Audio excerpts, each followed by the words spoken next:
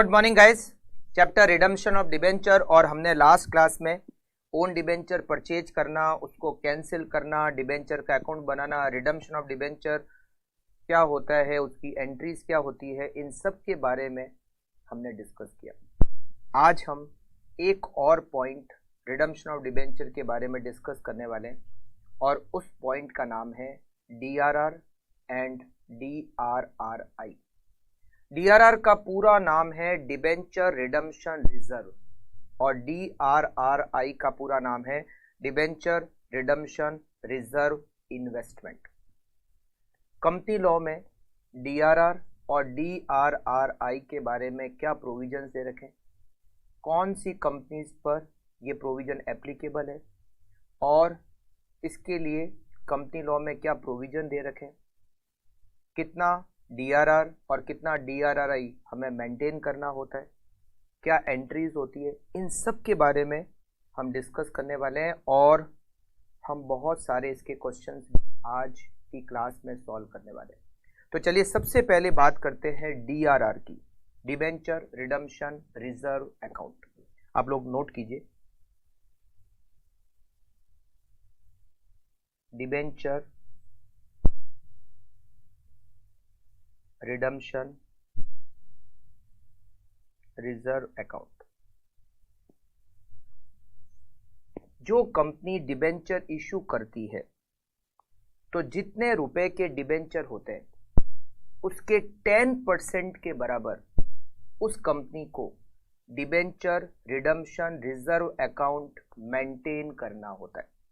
जो company debenture issue करती है उसके 10% के equal debenture redemption reserve account को मेंटेन करना होता है। क्या सारी कंपनी को debenture redemption reserve account maintain करना होता है? तो मैं आपको बता दूं, नहीं। कौन सी कंपनी को debenture redemption reserve account maintain करना होता है?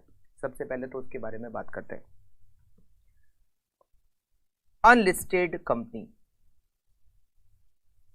Unlisted company other than AIFI। AIFI का पूरा नाम है all India financial institution. NBFC पूरा नाम है non banking financial corporation. Banking company, banking company और HFC, HFC का मतलब हाउसिंग फाइनेंशियल कॉरपोरेशन। ये जो केवल अनलिस्टेड कंपनीज है, जो कंपनी लिस्टेड नहीं है, और अनलिस्टेड कंपनी में भी AIFI, NBFC, बैंकिंग कंपनी और HFC को छोड़कर जो अनलिस्टेड कंपनी है केवल उन्हीं को DRR अकाउंट मेंटेन करना होता है। अब DRR अकाउंट कितना मेंटेन करना होता है? 10% ऑफ आउटस्टैंडिंग डिबेंचर। जितने डिबेंचर है आपके उसके 10% के इक्वल आपको DRR अकाउंट मेंटेन करना होता है। ठीक है। अच्छा, अब इसकी अकाउंटिंग एंट्रीज क्या होती है? अगर DRR का जो अकाउंट है वो डिबेंचर के 10% के इक्वल नहीं है तो आपको DRR अकाउंट में अमाउंट ट्रांसफर करना पड़ेगा। कहां से ट्रांसफर करोगे? P&L से ट्रांसफर करोगे। Transfer to DRR, transfer to DRR। अगर DRR शॉर्ट है या है ही नहीं, या तो DRR शॉर्ट है या है ही नहीं, तो आपको क्या करना पड़ेगा?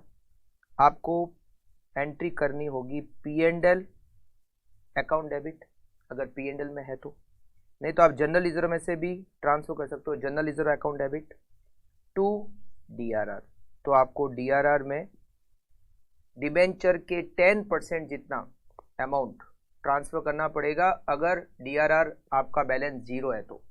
अगर DRR का बैलेंस है, ऑलरेडी आपकी बुक्स में DRR है, मगर उसका बैलेंस डिबेंचर के 10% के इक्वल नहीं है, कम है, तो आपको 10% लाने के लिए जितना अमाउंट ट्रांसफर करना है उतना अमाउंट P&L या जनरल रिजर्व में से ट्रांसफर करना है। मान लो आपके 10 लाख के डिबेंचर है और DRR है ही नहीं, तो 10 लाख का 1 लाख 10% 1 लाख, आपको 1 लाख रुपए P&L या जनरल रिजर्व में से DRR में ट्रांसफर करना पड़ेगा।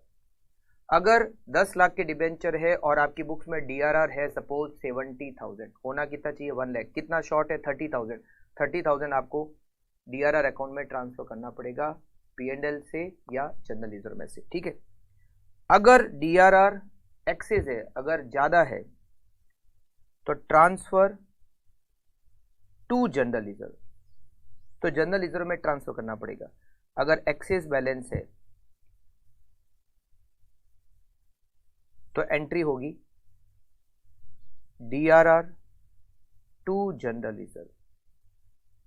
अगर एक्सेस बैलेंस है तो एक्सेस बैलेंस जनरल रिजर्व में ट्रांसफर हो जाएगा। जैसे आपके 10 लाख के डिबेंचर है आपने, और आपका DRR का बैलेंस है 1 लाख रुपीज, आपने 10 लाख में से 5 लाख के डिबेंचर रिडीम कर दिए, 5 लाख का डिबेंचर का बैलेंस है, तो 5 लाख जो आउटस्टैंडिंग डिबेंचर उसका 10% DRR होना चाहिए 50,000, जबकि आपकी बुक्स में DRR 1 लाख रुपीज है, तो आप 50,000 रुपीज जनरल रिजर्व में ट्रांसफर करोगे, जिससे कि DRR का बैलेंस डिबेंचर के बैलेंस का 10% हो जाए।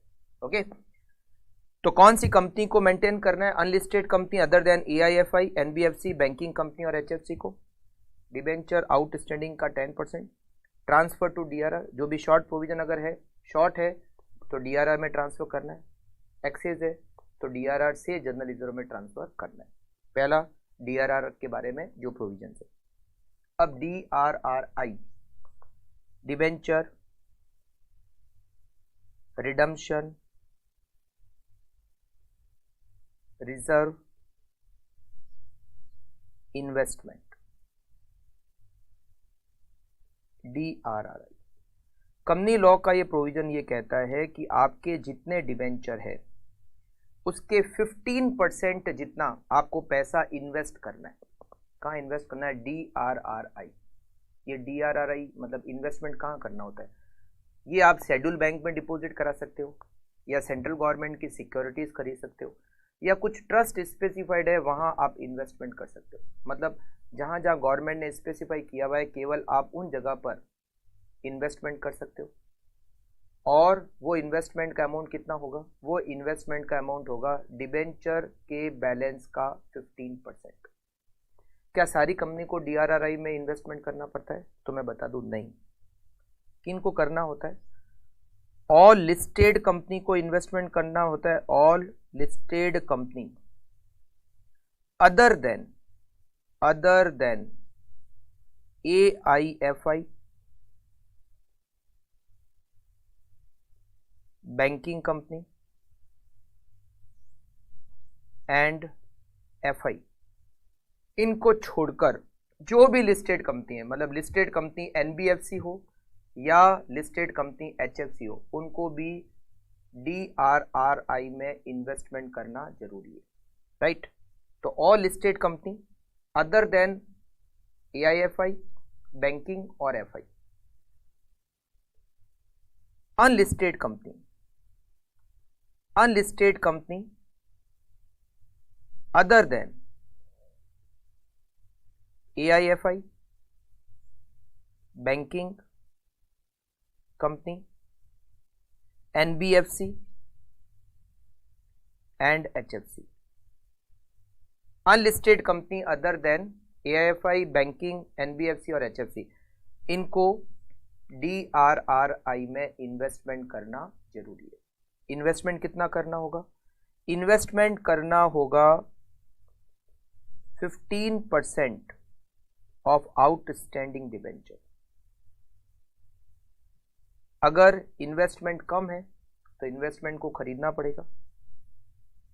DRRI परचेज, अगर इन्वेस्टमेंट कम है, कम का मतलब डिबेंचर के 15% से भी कम है, तो हमें इन्वेस्टमेंट खरीदने पड़ेंगे जिससे कि बैलेंस 15% के इक्वल हो जाए। तो एंट्री होगी DRRI account debit to bank. और अगर बैलेंस ज़्यादा है, इन्वेस्टमेंट ज़्यादा है, तो आप DRRI को सेल करोगे। अगर एक्सेस है तो आप बेचोगे। तो एंट्री क्या होगी? अच्छा, बेचने पे प्रॉफिट या लॉस हो सकता है, अगर प्रॉफिट लॉस होता है तो पी एंड एल में ट्रांसफर हो जाएगा। मैं यहाँ पर एक एंट्री लिख रहा हूँ, bank account debit to DRRI। अगर प्रॉफिट होता है या लॉस होता है तो इसके साथ में पी एंड एल और ऐड हो जाएगा। जैसे लॉस होता है तो एंट्री होगी bank account debit P and L account debit to DRRI। Investment को बेचते हैं तो लॉस होता है तो क्या एंट्री करते हैं, bank P and L debit और टू इन्वेस्टमेंट। तो वही, अगर इन्वेस्टमेंट को बेचने से प्रॉफिट हो रहा है तो bank account debit to DRRI to P and L. ठीक है। अच्छा, जो इनकम ऑन DRRI मिलती है, हम जो इन्वेस्टमेंट कर रहे हैं उस पर जो भी इनकम मिलती है तो उसकी एंट्री होगी bank account debit to income on DRRI, और ये income on DRRI P and L account में ट्रांसफर हो जाएगी। ठीक है। तो आपको कुछ प्रोविजन ध्यान रखना है DRR और DRRI के बारे में। ये DRR के प्रोविजंस, किस कंपनी को रखना है, कितना रखना है और एंट्रीज क्या होगी। फिर DRRI कौन सी कंपनी को रखना है, कितना परसेंटेज रखना है और उसकी अकाउंटिंग एंट्री। बहुत इजी है, बस थोड़ा सा ध्यान से समझना। और अभी ये लेटेस्ट प्रोविजंस है तो इसके एग्जाम में क्वेश्चंस भी बहुत बार ऑलरेडी आ भी चुके हैं और आगे भी थोड़ा इंपॉर्टेंट टॉपिक ये रहेगा इस चैप्टर में। देखते हैं क्वेश्चन नंबर 8, नवंबर 2020 के एग्जाम में आ चुका है। Sumit limited as unlisted company other than AIFI banking NBFC HFC। Unlisted company other than AIFI banking NBFC HFC, तो DRR भी लगेगा और DRRI भी लगेगा। DRR 10%, DRRI 15%। Head 8,000, 9% debenture of rupees 100 each. 8,000 debenture 100 rupees each, it is 8 lakh rupees. 1 April 2019 को ये outstanding है और ये रिडीम करेंगे 31 मार्च 2020, मतलब एक साल बाद रिडीम करेंगे। 1 अप्रैल को हमारे बैलेंसेस, 1 अप्रैल 2019 को कुछ और बैलेंसेस जो बुक्स में है, investment in 1007% secured government bond of rupees 100 each, rupees 1 lakh. 1 lakh रुपए का इन्वेस्टमेंट है गवर्नमेंट बॉन्ड में, मतलब ये DRRI 1 लाख रुपए का उसमें इन्वेस्टमेंट 1 अप्रैल को है हमारे पास। और DRRI का बैलेंस है हमारे पास 50,000। अब देखिए 8 लाख के डिबेंचर है तो DRR कितना होना चाहिए, 10%। 8 लाख का 10% 80,000, जबकि DRR है कितना, 50,000। तो ओपनिंग में ही बैलेंस शॉर्ट है कितना, 30,000। तो हम 1 अप्रैल को ही DRR में 30,000 ट्रांसफर करेंगे जिससे कि वो उसका बैलेंस 80,000 हो जाए। और DRRI होना चाहिए 15%। 8 लाख का 15% 1,20,000, जबकि है ये 1 लाख। तो 20,000 1 अप्रैल को ये हम और DRRI में इन्वेस्टमेंट करेंगे जिससे कि ओपनिंग में जो डिबेंचर है उसका 10% DRR हो जाए और 15% DRRI हो जाए। Interest on investment is received yearly at the end of the financial year. जो इन्वेस्टमेंट है DRRI उस पर ईयर एंड होने पर हमें इंटरेस्ट मिलता है, इनकम मिलती है। 1,000 own debenture was purchase on 31 मार्च है। ये 31 मार्च को हमने ओन डिबेंचर परचेज किए 96.5 की रेट पर, कुछ नहीं दिया हुआ है तो हम ये एज्यूम करेंगे कि एक्स इंटरेस्ट प्राइस पर परचेज किए and cancel on the same date, और हाथों हाथ कैंसिल कर दिए। 31 मार्च 2020 को इन्वेस्टमेंट बेच दिए और जो डिबेंचर बचे हुए थे वो हमने रिडीम कर लिए। You are required to write up the following accounts for the year ended 31 March 2020। आपको debenture account, debenture redemption reserve account, DRR investment account और ओन डिबेंचर अकाउंट को बनाना है। चलिए स्टार्ट करते हैं। सबसे पहले तो यहाँ पर लिखते हैं 12% debenture account. First April 2019 by balance brought down. Opening balance debenture का 8 लाख, इसमें आप 4-5 लाइन छोड़कर दूसरा अकाउंट बनाना, DRR account. 1 April 2019 by balance brought down, it is 50,000. 1 April 2019 by P&L। P&L से 30,000 ट्रांसफर करेंगे उसी दिन, क्योंकि ओपनिंग बैलेंस 8 लाख है, जबकि ओपनिंग 8 लाख का 10% 80,000 होना चाहिए, जबकि ओपनिंग बैलेंस 50,000 है। तो 30,000 शॉर्ट प्रोविजन ओपनिंग में बना हुआ है तो हाथों हाथ हम उसको बराबर करेंगे। 30,000 का क्या, अब ओपनिंग बैलेंस कितना हो गया DRR का 80,000। अगर ये ज़्यादा होता तो जनरल रिजर्व में ट्रांसफर कर देते, ठीक है। इसमें भी आप 2-3 लाइन छोड़कर नेक्स्ट अकाउंट आप बनाइए DRRI अकाउंट। इसका डेबिट बैलेंस होता है, इन्वेस्टमेंट है ना, एसेट है। 1 April 2019 to balance brought down, और इसका ओपनिंग बैलेंस हमें दे रखा है 1 लाख। ये 8 लाख का 15% 120 होना चाहिए, जबकि 1 लाख ही है। तो 1 अप्रैल 2019 को ही हम इसमें और 20,000 इन्वेस्ट करेंगे। यहाँ लिखेंगे टू बैंक 20,000। तो अब DRR का बैलेंस जो प्रोविजन के हिसाब से है वो हमने उसको बराबर कर दिया। अब इसमें 2-3 लाइन छोड़कर आप बनाओगे ओन डिबेंचर अकाउंट। यहाँ पर डिबेंचर इंटरेस्ट का अकाउंट तो हमें बनाना नहीं है, ठीक है। 31 मार्च 2020 को हमने 1000 ओन डिबेंचर 96.5 की रेट से परचेज किए।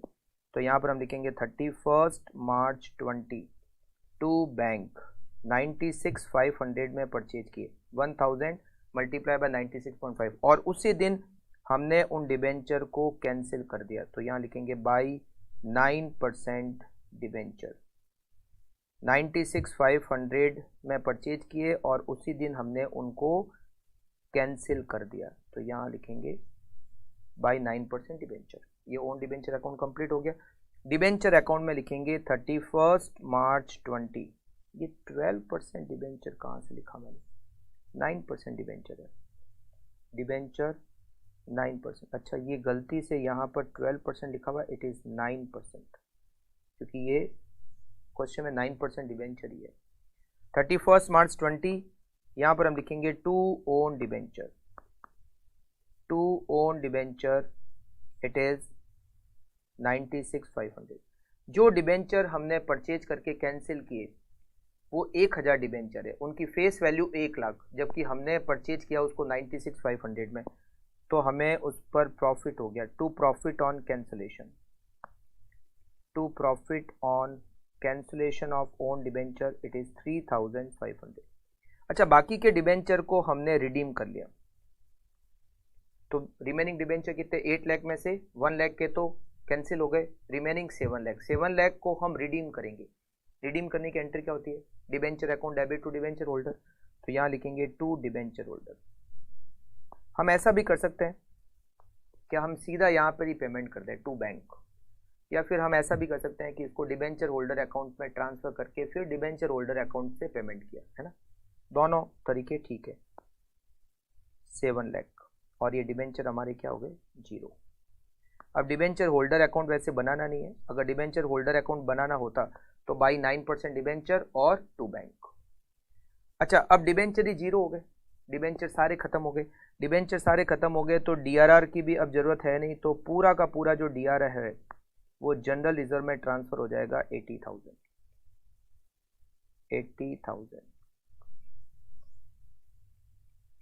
और ये जो DRRI है इसकी भी जरूरत नहीं, क्योंकि पूरे डिबेंचर ही एंड हो गए 31 मार्च 2020 बाई बैंक।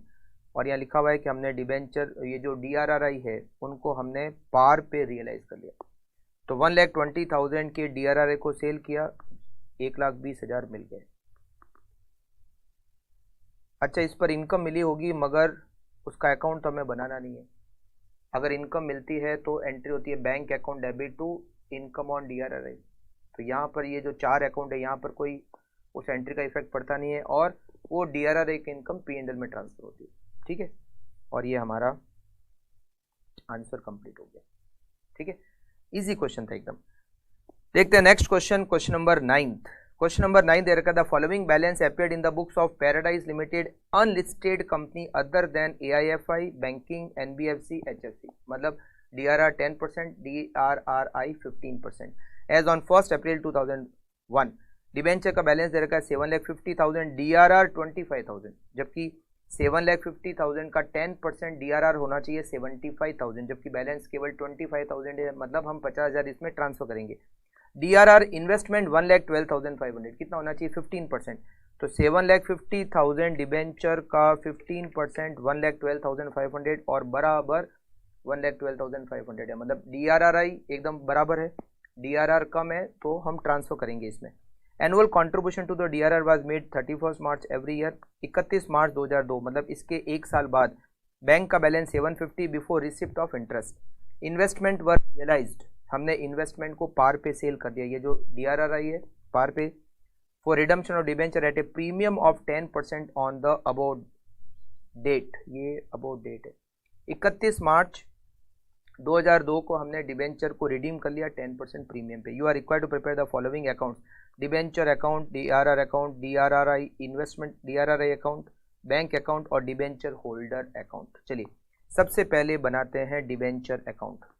12%, यहाँ तो 12% ही, 12% debenture account. 1 April 2001 by balance brought down, opening balance 7,50,000। इसमें 2-3 लाइन छोड़कर, 3-4 लाइन छोड़कर आप बनाओगे DRR account. 1 April 2001 by balance brought down, opening balance है 25,000 जबकि होना चाहिए 75,000। तो 1 अप्रैल 2001 बाई P&L, इसमें 50,000 ट्रांसफ़र करेंगे तो ये 10% हो जाएगा। इसमें 2-3 लाइन छोड़कर बनाएंगे DRRI account, DRRI account. 1 April, sorry debit side में, 1 April 2001 to balance brought down, it is 1,12,500, ये बराबर 15% है, ठीक है। फिर 3-4 लाइन छोड़ के बनाएंगे बैंक अकाउंट, उसका बैलेंस 31 मार्च 2002, ये सारा एडजस्टमेंट से पहले दे रखा है 7,50,000, तो यहाँ लिखेंगे 31 March 2002, 31 March 2002 to balance brought down, ये बैलेंस दे रखा है 7,50,000 रुपीज़, 7,50,000 रुपीज़ का बैलेंस दे रखा है। अच्छा, इसके बाद में हम यहाँ पर लिखेंगे debenture holder account, debenture holder account, इसमें एंट्री तो आएगी डिबेंचर से। अब हमने क्या किया, 31 मार्च को सारे डिबेंचर को रिडीम किया 10% प्रीमियम पर, तो यहाँ लिखेंगे 31 March 2002 to debenture holder, to debenture holder 7,50,000 की डिबेंचर हम रिडीम कर रहे हैं, तो यहाँ लिखेंगे 7,50,000 और ये डिबेंचर हो जाएंगे 0। डिबेंचर होल्डर अकाउंट में लिखेंगे 31 March 2002 by 12% debenture 7,50,000, 31 March 2002 premium पे रिडीम कर रहे हैं तो एंट्री क्या होगी, debenture account debit, premium on redemption of debenture account debit to debenture holder, तो डिबेंचर होल्डर में लिखेंगे by premium on redemption of debenture account. 7,50,000 के डिबेंचर हम 10% प्रीमियम पर रिडीम कर रहे हैं 75,000, और अब हम यहाँ पर कर देते हैं इनको payment 31 March 2002 to bank, it is 8,25,000, और ये हमारा डिबेंचर होल्डर अकाउंट कंप्लीट हो गया 825। अच्छा, उसके बाद में ये जो इन्वेस्टमेंट थे 31 मार्च 2002 हमने सारे ही सेल कर दिए पार पे बाई बैंक 1,12,500, और ये हमारा DRRI अकाउंट भी कंप्लीट हो गया। अच्छा, DRR अकाउंट की अब जरूरत नहीं क्योंकि सारे डिबेंचर ही खत्म हो गए, तो 31 मार्च 2002 यहाँ लिखेंगे to general reserve, it is 75,000, 75,000 हम जनरल रिजर्व में ट्रांसफर करेंगे। Debenture account complete, DRR account complete, DRRI account complete, debenture holder भी कंप्लीट। अब बैंक में 31 मार्च 2002 टू DRRI, हमने DRRI को सेल किया 1,12,500 में, और इस पर जो इनकम मिली वो यहाँ पर लिखेंगे to income on DRRI। Question में लिखा हुआ है कि ये जो बैलेंस है वो इंटरेस्ट रिसीव होने से पहले का है। तो ये जो हमने DRRI करा रखा उस पर 10% हमें इनकम मिलती है, तो 1,12,500 का 10% होता है 11,250 का इंटरेस्ट। फिर हमने डिबेंचर होल्डर को पेमेंट किया 31 मार्च को, तो यहाँ लिखेंगे 31 मार्च 2002 बाय डिबेंचर होल्डर। हमने इनको पेमेंट किया 825 और 31 March 2002 by balance carried down, closing balance 7,50,000 plus 1,12,500 plus 11,250 873,750 में से माइनस करेंगे 825, इट इज 48,750 और ये हमारा क्वेश्चन नंबर 9 का सोल्यूशन कंप्लीट हो गया। ठीक है, इजी क्वेश्चन था। क्वेश्चन नंबर देखते हैं नेक्स्ट 10th। ये भी छोटा ही क्वेश्चन दिख रहा है। On 1st April 2001 in MK Limited, unlisted company other than AIFI Banking, NBFC, HFC, मतलब DRR 10%, DRRI 15%. Ledger 9%, MK Limited Ledger 9% debenture appeared with an opening balance of rupees 50 lakh, 50,000 debenture 100 rupees each issued at par. Interest on debenture was paid half yearly 30th September और 31st March. On 31st May 2001, मतलब ये जो opening 1 April 2001 का दे रखा है और इसके 2 महीने बाद कंपनी ने 8,000 ओन डिबेंचर परचेज किए 98x इंटरेस्ट की रेट पर और उसी दिन उनको कैंसिल कर दिया। You are required to prepare necessary ledger account bank account को छोड़ के। तो देखो यहाँ पर एक तो हम बनाते हैं 9% debenture account, 9% debenture account. 1st April 2001 by balance brought down it is 50 lakh। इसमें 3-4 लाइन छोड़कर आप बनाओ DRR अकाउंट। अब यहाँ पर DRR का कोई ओपनिंग बैलेंस नहीं है, मतलब हमने अभी तक DRR में कुछ ट्रांसफर किया नहीं, जबकि लॉ का प्रोविजन ये कहता है कि जो डिबेंचर है उसके 10% के बराबर आपको DRR रखना पड़ेगा। तो 1st April 2001 को हम लिखेंगे बाय P&L 50 लाख का 10%, 5 लाख। इसमें 3-4 लाइन छोड़ के लिखो DRRI account, DRRI account 1st April 2001 to bank 50 lakh का 15%, 7,50,000 आपको DRRI में इन्वेस्ट करना पड़ेगा। इसमें 3-4 लाइन छोड़ के आप लिखो own debenture account, own debenture account.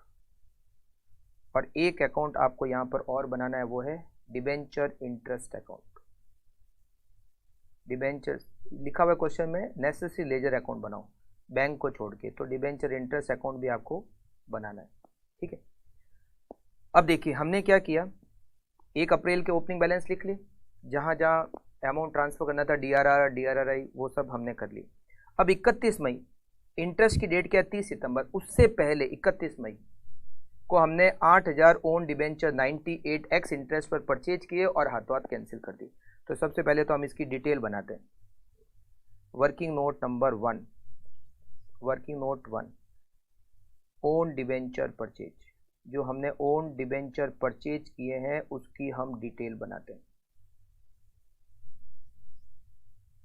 X interest, हमने एक्स इंटरेस्ट रेट पर परचेज किए, कितने 8,000 डिबेंचर परचेज किए और क्या रेट पर परचेज किए, हमने इसको परचेज किया, वो हमने परचेज किए 98x इंटरेस्ट की रेट पर। तो 8,000 multiply by 98, 8,000 multiply by 98 it is 7,84,000।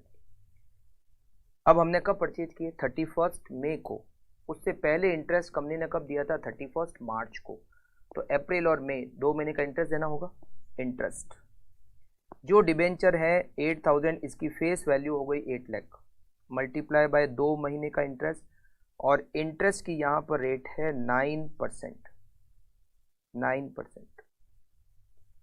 8 lakh multiply by 2/12 multiply by 9% it is 12,000 का इंटरेस्ट होता है। तो टोटल हमने रुपए दिए 7,96,000 कम इंटरेस्ट। तो ओन डिबेंचर परचेज करने की एंट्री क्या होगी? Own debenture account debit, debenture interest account debit to bank. Own debenture में हम लिखेंगे यहाँ पर 31 मई 2001 टू बैंक 7,84,000। ओके, और डिबेंचर इंटरेस्ट में लिखेंगे 31 मई 2001 टू बैंक, उस पर कितना इंटरेस्ट दिया हमने? 12,000 का इंटरेस्ट दिया। फिर हमने 31 मई को ही इन डिबेंचर को कैंसिल कर दिया। तो 31 मई 2001 बाई 9% डिबेंचर 784, इन डिबेंचर को हमने इमीडिएटली कैंसिल कर दिया। तो ओन डिबेंचर का अकाउंट 0 हो गया। और यहाँ पर हम डिबेंचर अकाउंट में लिखेंगे 31 मई 2001 टू ओन डिबेंचर 7,84,000। ये जो डिबेंचर हमने परचेज करके कैंसिल किए, इनकी फेस वैल्यू 8 लाख है और अमाउंट यहाँ कितना लिखा हमने? 784। तो 16,000 का प्रॉफिट हो गया। To profit on cancellation, to profit on cancellation 16,000 का प्रॉफिट हो गया। ठीक है। अच्छा, हमने 8 लाख के डिबेंचर 31 मई को कैंसिल कर दिया। तो उस 8 लाख पे जो डीआरआर बना रखा था, हमें उतना अमाउंट, क्योंकि डीआरआर अब ज़्यादा हो गया, 50 लाख का 10% डीआरआर था 5 लाख। अब डिबेंचर 31 मई को 8 लाख के हमने रिडीम कर लिया, मतलब कैंसिल कर दिए।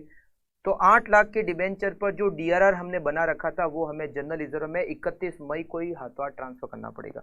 हम यहाँ लिखेंगे 31 मई 2001 to general reserve, to general reserve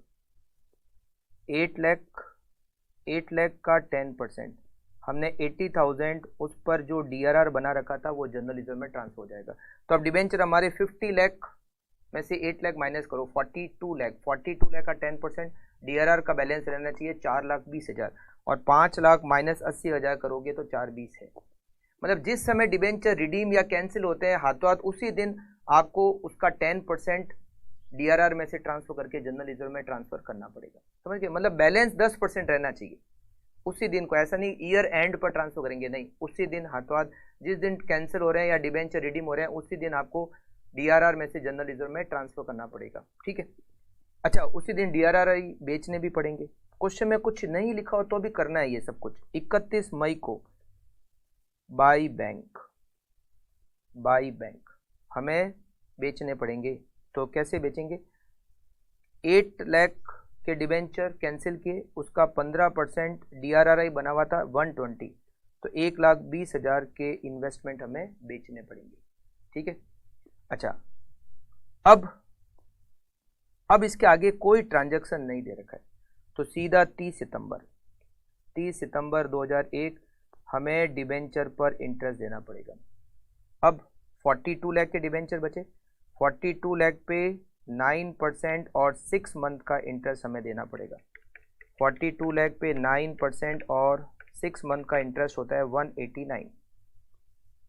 फिर 31 मार्च 2002 हमें फिर से 6 मंथ का इंटरेस्ट देना पड़ेगा 42 लाख, उस पे 9% और 6 मंथ का इंटरेस्ट फिर देना पड़ेगा 189, और ईयर एंड होने पर इस पूरे इंटरेस्ट को हम P&L में ट्रांसफर कर देंगे बाई P&L। 12,000 प्लस 189 प्लस 189, इसको हम 3,90,000 को हम P&L में ट्रांसफर कर देंगे। ये हमारा डिबेंचर इंटरेस्ट का अकाउंट कंप्लीट हो गया। ओन डिबेंचर का भी कंप्लीट हो गया। डिबेंचर का अब रखेंगे हम balance, to balance carry down 42 to balance. बाकी के डिबेंचर के बारे को रिडीम मत कर देना क्योंकि कुछ दिया हुआ नहीं है, तो मतलब balance to balance carry down 42 lakh के डिबेंचर का बैलेंस बच गया। ये हमारा डिबेंचर अकाउंट भी कंप्लीट। और डीआरआर का बैलेंस कितना बचेगा? 42,000, 4,20,000 टू बैलेंस कैरी डाउन। जो कि डिबेंचर का क्लोजिंग बैलेंस का 10% है। तो जो डिबेंचर का क्लोजिंग बैलेंस है उसका 10% DRR का क्लोजिंग बैलेंस, और उसका 15% DRR आई का closing balance by balance carried down. 750 में से 120 गए, 6,30,000। ओके, और ये हमारा एंड हो गया क्वेश्चन नंबर 10 का सोल्यूशन। करेक्ट। अब देखते हैं नेक्स्ट क्वेश्चन, और वो है question number 11। The balance sheet of B company limited unlisted company other than AIFI banking NBFC HFC। DRR 10, DRRI 15।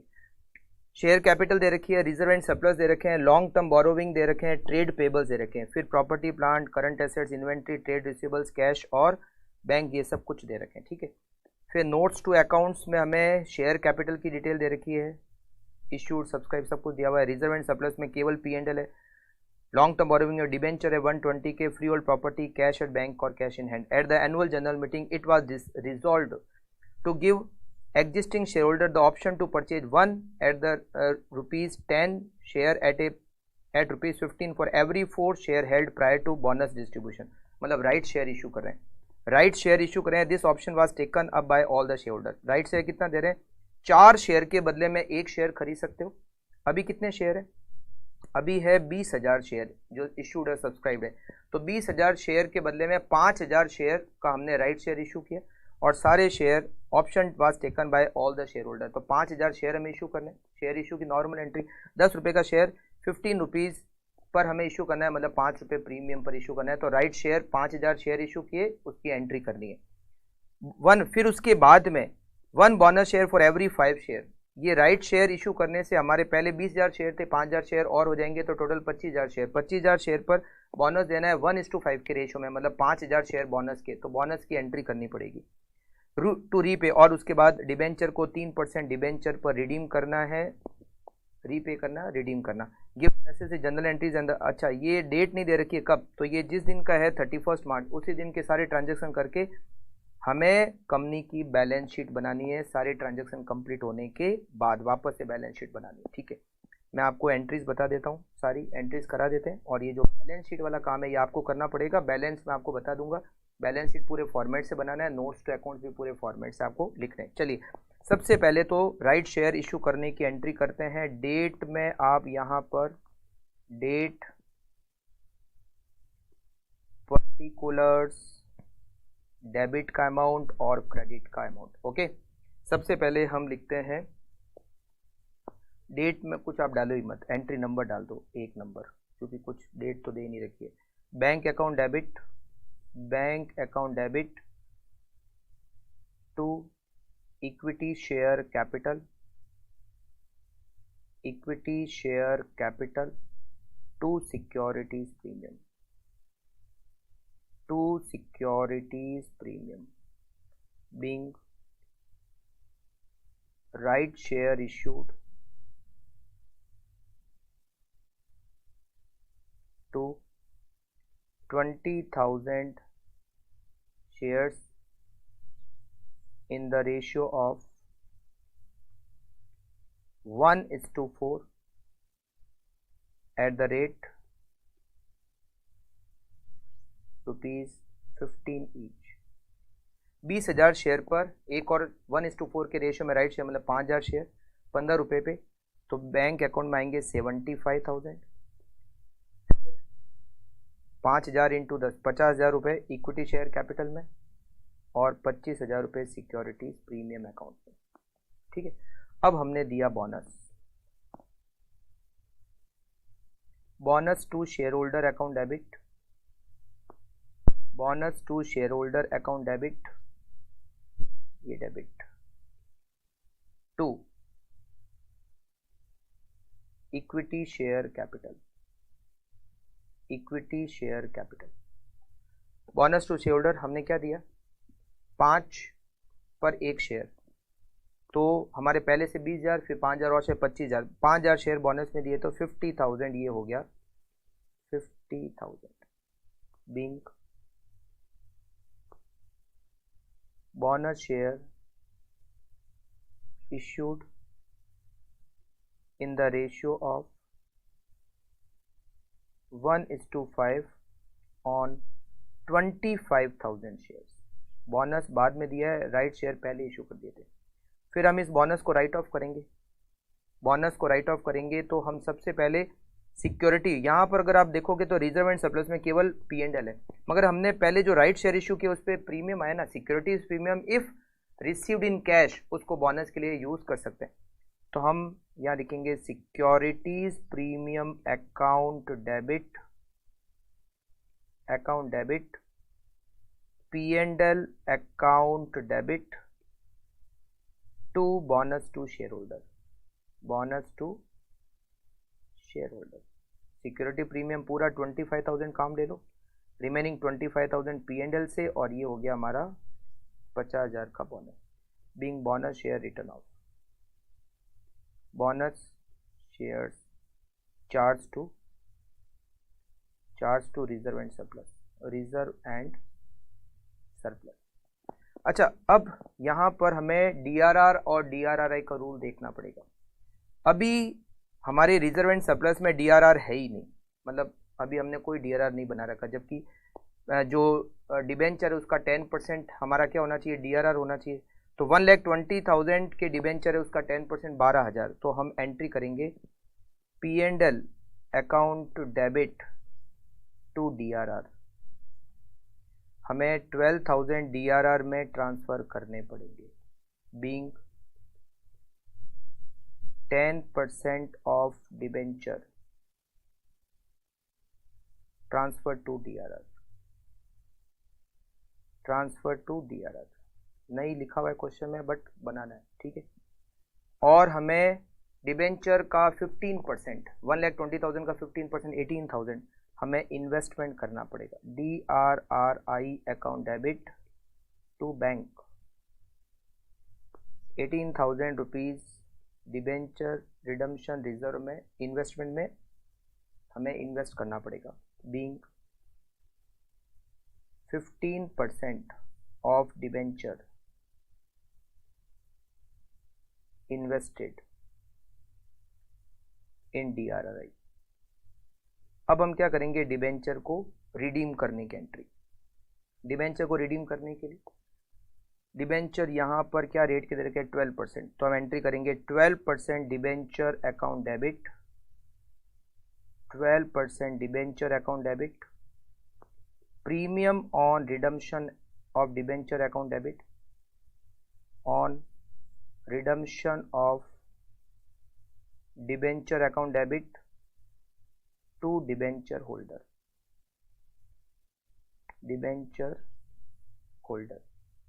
Debenture holder में लिखेंगे, डिबेंचर में लिखेंगे 1,20,000।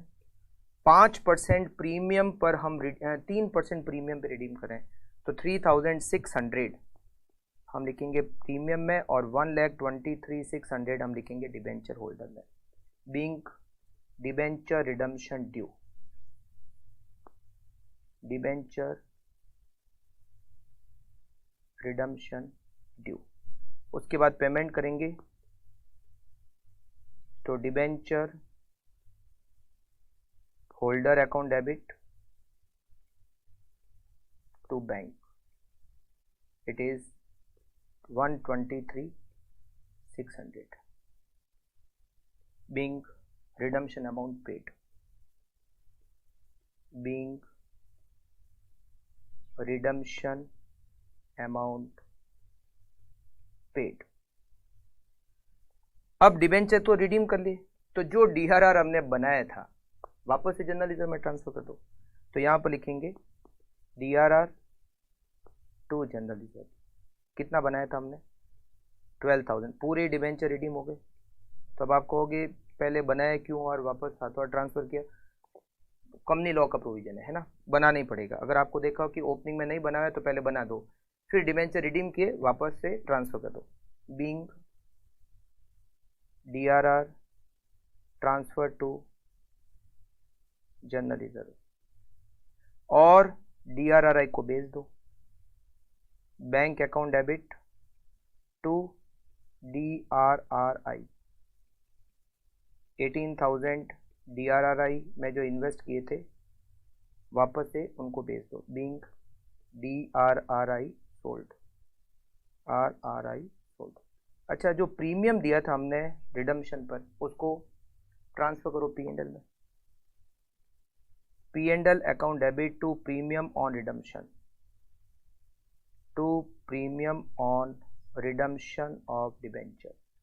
हमने 3,600 का जो प्रीमियम दिया था उस प्रीमियम को P&L से हमें चार्ज करना है, being premium on redemption return of, premium on redemption return of. और आई थिंक हमने सारी एंट्रीज कर ली। सारी एंट्रीज करने के बाद बैलेंस शीट का काम किसका है? आपका। मैं आपको बैलेंस बता देता हूँ कि किसमें क्या आएगा। ये जो इक्विटी शेयर है 2 लाख के, इसके बाद हमने क्या किया, 2 लाख में 50,000 हमने राइट शेयर इशू किया और 50,000 के बोनस दिए, तो ये इक्विटी शेयर हो जाएगा 3 लाख रुपीज। ठीक है, P&L का बैलेंस चेंज हो जाएगा रिजर्व एंड सरप्लस में। वैसे तो सिक्योरिटी प्रीमियम आया था और वापस भी हो चला गया, तो उसमें कुछ बचा नहीं अपने पास में। 1,20,000 P&L में बैलेंस था, उसमें से हमने 12,000 जनरल रिजर्व में उसमें सॉरी DRR में ट्रांसफ़र किए, पीछे बचा 1,08,000। उसके बाद में 25,000 हमने P&L बोनस में राइट ऑफ किया, तो पीछे बचा 83,000। फिर P&L हमने प्रीमियम को राइट ऑफ किया 3,600, तो हमारा 79,400 P&L का बैलेंस बचा। P&L का बैलेंस बचेगा 79,400 और जनरल रिजर्व आएगा। जनरल रिजर्व में 12,000 आएंगे जो हमने DRR को ट्रांसफ़र किया जनरल रिजर्व में, और इसके अलावा कोई हमारे पास में रिजर्व एंड सरप्लस है नहीं, तो 79,400 प्लस 12,000 ये दोनों की टोटल होगी 91,400। ये हमारा आएगा रिजर्व एंड सरप्लस 91,400 और शेयर कैपिटल हो जाएगी हमारी 3 लाख की। ये लॉन्ग टर्म बोरोविंग डिबेंचर 0 हो जाएंगे और ट्रेड पेबल पर कोई इफेक्ट पड़ा नहीं। प्रॉपर्टी प्लांट इक्विपमेंट पे कोई फ़र्क पड़ा नहीं, 1,15,000। इन्वेंट्री पे कोई फ़र्क पड़ा नहीं, 1,35,000। ट्रेड रिसीवेबल पे कोई फ़र्क पड़ा नहीं, 75,000। और बैंक पे तो बहुत सारा फ़र्क पड़ा। बैंक का भी बैलेंस कितना है, 230 में देखिए, सबसे पहले तो हमारे पास 75,000 आए प्लस 75,000, फिर DRRI में इन्वेस्ट किए तो माइनस 18,000, इट इज़ 287। फिर हमने 123,600 पेमेंट किया डिबेंचर होल्डर को, बैलेंस बचा 163,400। और फिर हमारे पास DRRI को बेचने से वापस आ गए 18,000, तो ये हो गए 181,400। ये बैलेंस आएगा हमारा बैंक का 181,400, ये बैलेंस हो जाएगा 181,400। तो आई थिंक इसके अलावा और कोई इफेक्ट पड़ा नहीं। देखो, बैंक का इक्विटी शेयर कैपिटल प्रीमियम ये राइट ऑफ कर दिया, प्रीमियम P&L का बैलेंस हो गया, DRRI खरीदे, फिर हमने उसको डिबेंचर को पेमेंट किया, प्रीमियम को भी राइट ऑफ किया, डिबेंचर होल्डर का पेमेंट किया, DRR रिजर्व में ट्रांसफ़र किया, बैंक, आई थिंक सारे प्रोविज़न हो चुके हैं। तो अब हम देख लेते हैं इसकी टोटल। 3 लाख शेयर कैपिटल की टोटल होगी, 91,400 रिजर्व एंड सरप्लस की टोटल होगी, 1,15,000 ट्रेड पेबल की टोटल होगी, और ये तो 0 हो जाएगा लॉन्ग टर्म बोरोविंग। तो ये टोटल हो जाएंगे 5,06,400। चलिए 400 इधर भी है। फिर प्रॉपर्टी प्लांट सेम रहेगी 1,15,000, 135 हमारा इन्वेंट्री सेम रहेगा, 75,000 हमारा डेटर सेम रहेगा, और 1,81,400 हमारा बैंक बैलेंस हो जाएगा। टोटल 5,06,400 बराबर मिल जाएगी टोटल। और ये हमारा 11th का जो सोल्यूशन है वो कंप्लीट हो जाएगा। ठीक है, ओके, इजी क्वेश्चन था ये भी। फिर एक क्वेश्चन और है, वो है क्वेश्चन नंबर 12। वो क्वेश्चन 12 आप कर सकते हो क्योंकि बहुत इजी है। The following balance appeared in the books of a company unlisted company other than AIFI banking company NBFC HFC, मतलब 10% DRR 15% DRRI। डिबेंचर कितने के हैं यहाँ पर? चलो ये क्वेश्चन हम नेक्स्ट क्लास में कंप्लीट करते हैं। ठीक है, आज की क्लास को हम यहीं पे एंड करते हैं। Okay, thank you, take care.